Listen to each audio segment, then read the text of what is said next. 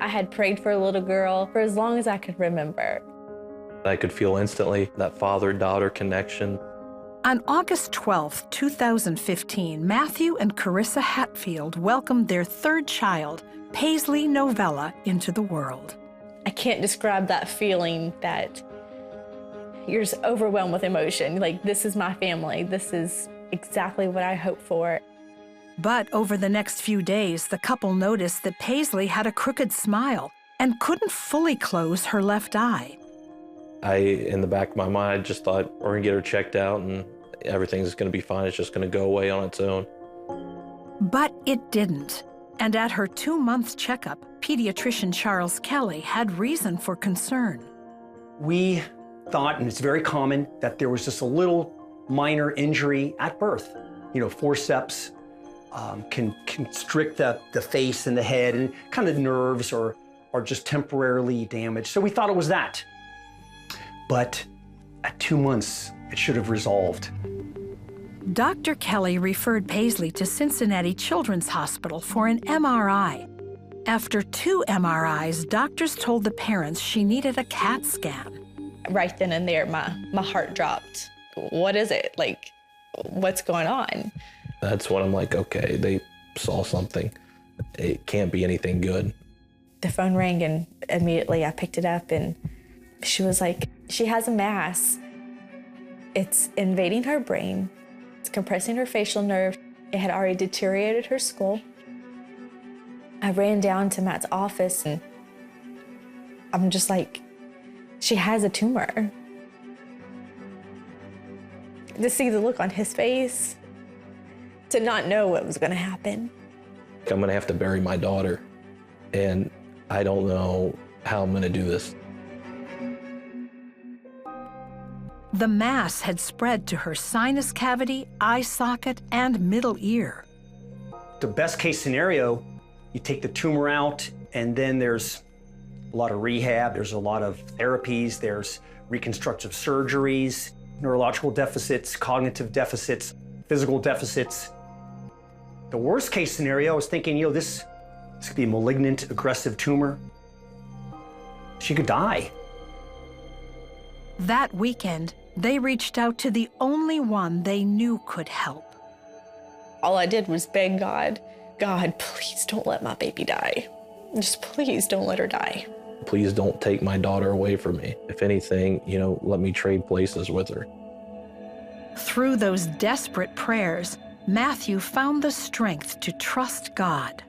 I just made a promise to God, and I told my wife, I said, I don't know how this is gonna turn out, but no matter what happens, whether she lives or she dies, we gotta trust God.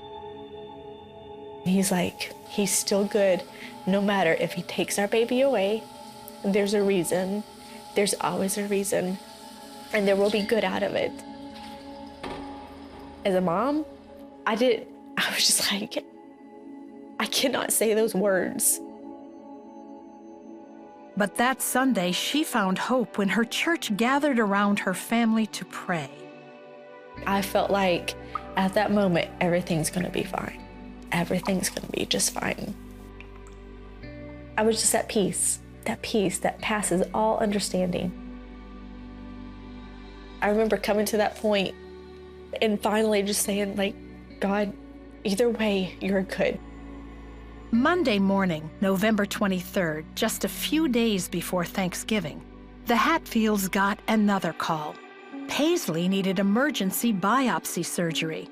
The surgeon needed to determine if the mass was cancerous or caused by an autoimmune disease called histiocytosis X.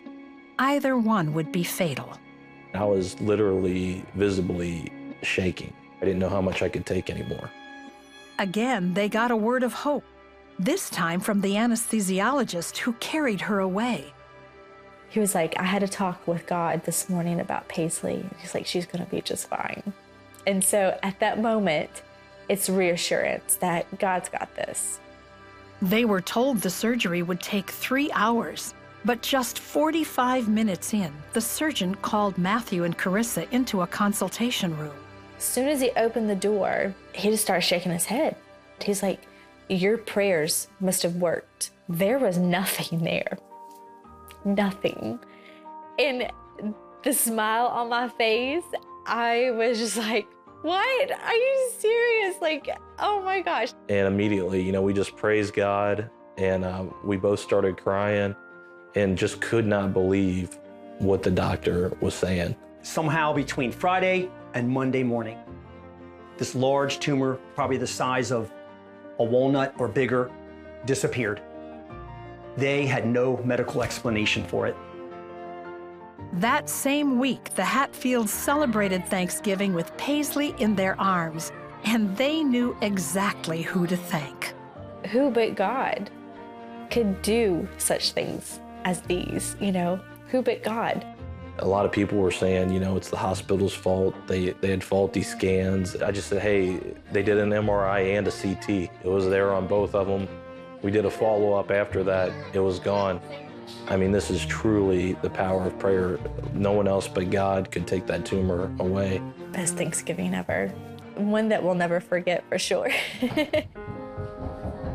4 months later, she was released from all care with only minor hearing loss in her left ear. She's now a happy, healthy toddler and a big sister. I've been doing this 20 years, never experienced anything like this. I think it was the hand of God directly healing this little child. It's crazy, it's wonderful, and I feel so blessed. I really feel that I was witness to a miracle. Every day I see her, it's just a living reminder of what God can do. I mean, they'd given my daughter a death sentence, and we were supposed to accept it. There's not a day that I go by that I don't thank God for healing her. I look at her now, and she's perfect. God made her perfect.